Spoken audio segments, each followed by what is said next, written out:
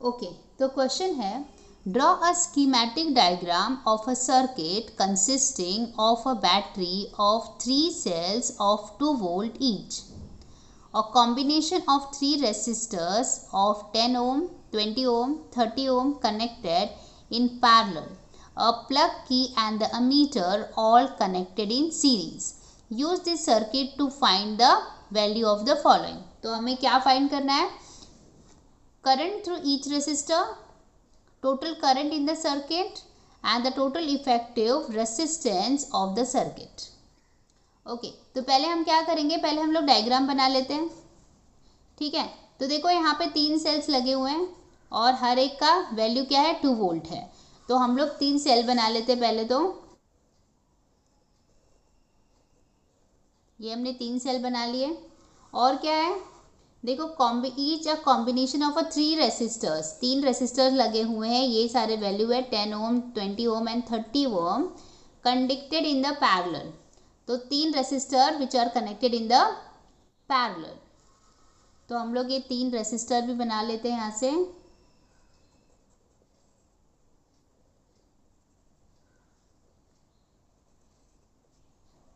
Ten ohm, ये है 20 ओम, मैं पेन से लिख देती हूँ, 10 ओम, 20 ओम और ये है 30 ओम. ठीक है, connected in the parallel. Okay, हमने पैरेलल में कनेक्ट कर दिया है. A plug key and an ammeter all connected in the series. तो यहाँ पर प्लग की भी लगी हुई है, तो चलो प्लग की लगा देते हैं हम लोग. और अमीटर भी लगा हुआ है. और ये लोग किस में कनेक्टेड हैं, they are connected in series. तो हम कंबाइन कर देते हैं.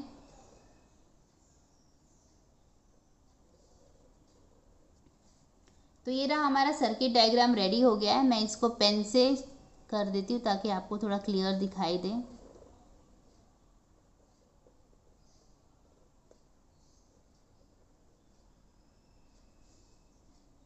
ये हमारी बैटरी है.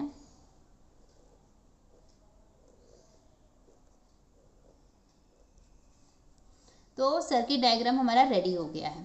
अब देखो, हमें अगर करंट निकालना है तो हमें फॉर्मूला पता है. क्या होता है करंट का, I equal to V upon R. ठीक है, अभी देखो वोल्टेज तो हमको पता है.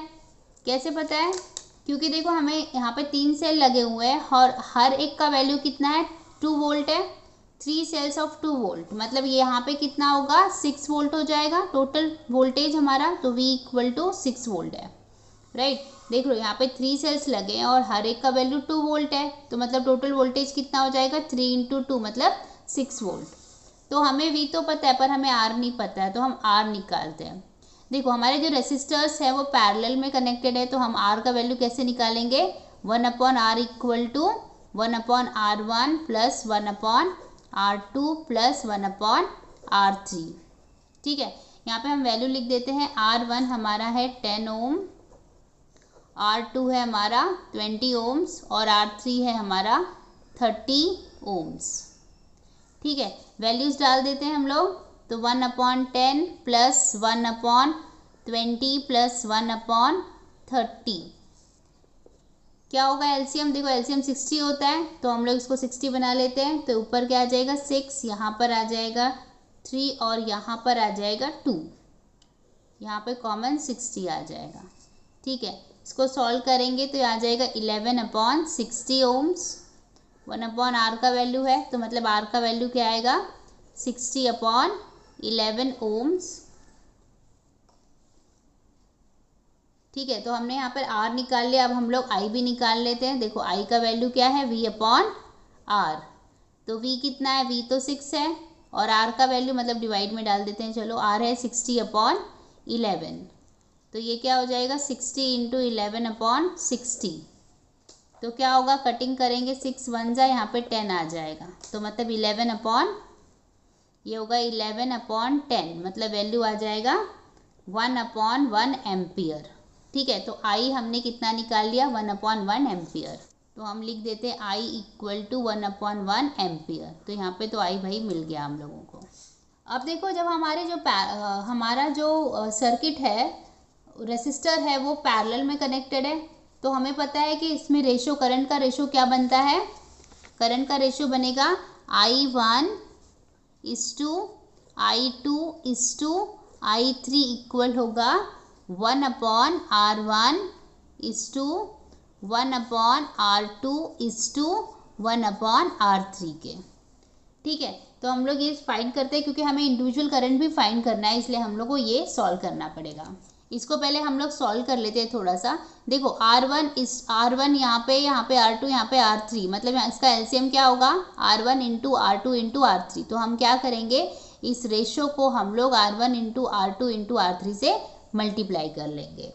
तो ये क्या बन जाएगा 1/R1 into R1 into R2 into R3। ठीक है, ये पहला वाला होगा। फिर इस to 1/R2 into R1 into R2 into R3। फिर इस टू 1/R ले लेते हैं, R3 1/R3 क्या, ठीक है। अभी कटेगा क्या, देखो R1 यहाँ से कट जाएगा, R2 यहाँ से कट जाएगा, R3 यहाँ पे कट जाएगा। बचेगा क्या, यहाँ पे बचेगा R2 इंटू R3, यहाँ पे R1 इंटू R3, यहाँ पर R1 इंटू R2। ठीक है, तो देखो अब हम वैल्यू निकाल लेते हैं यहाँ पर। अभी हमें देखो पता है R1 का वैल्यू हमारा 10 था, R2 का वैल्यू 20 ओम्स और R3 का वैल्यू 30 ओम्स। तो हम लोग क्या कर लेते हैं, यहाँ पे वैल्यू निकाल लेते हैं। R2 इंटू R3 मतलब 20 इंटू 30 मतलब 600 आ जाएगा यहाँ पे। इस टू R1 इंटू R3 मतलब 300, तो यहाँ पे 300 लिख लेते हैं। इस टू R1 इंटू R2 मतलब 200 हो जाएगा, तो यहाँ पे हम लोग 200 लिख लेते हैं। ठीक है, तो ये सारा रेशो हमारा किसका आया है, करंट का I1:I2:I3। ठीक है, अब हम लोग इसको इंडिविजुअली निकाल लेते हैं। तो देखो I1 क्या होगा, I1 इक्वल टू 600 होगा अपॉन टोटल वोल्टेज, मतलब यहाँ पे 600 प्लस 300 प्लस 200 मतलब 1100 हो जाएगा यहाँ पे, इंटू करंट हमने निकाला था, करंट हमारा 1.1 आया था, पर हम कैलकुलेशन इजी बनाने के लिए हम लोग इसको 11/10 ले लेंगे।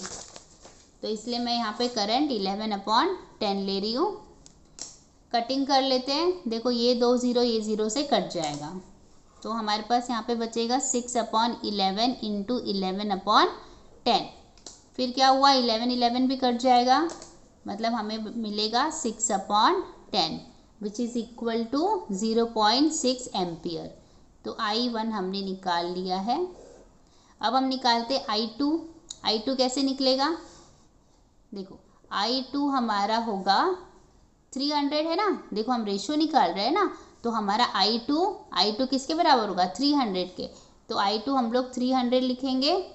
टोटल कितना हुआ 1100, 600 इंटू 300 इंटू 600 प्लस 300 प्लस 200 मिला के 1100 हुआ, इंटू यहाँ पे करंट आता है, तो करंट 11/10।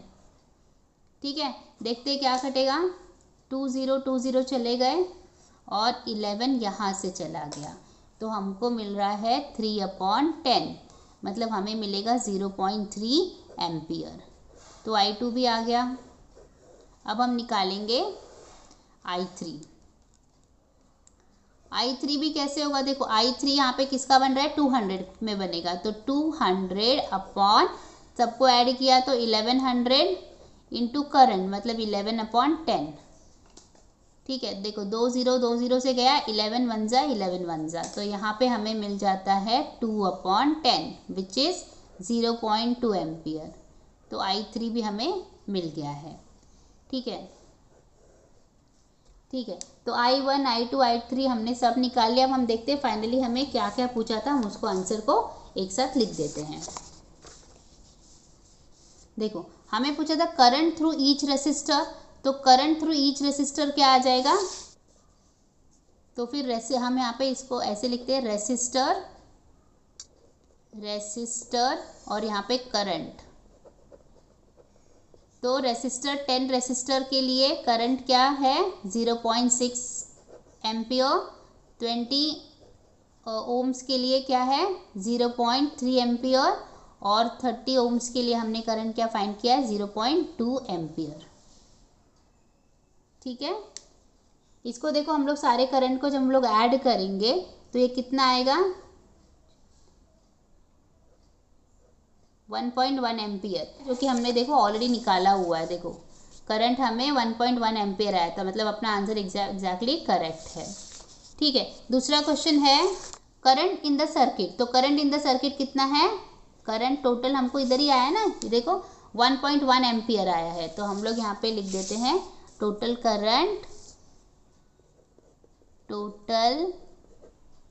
करंट कितना आ जाएगा 1.1 एम्पियर।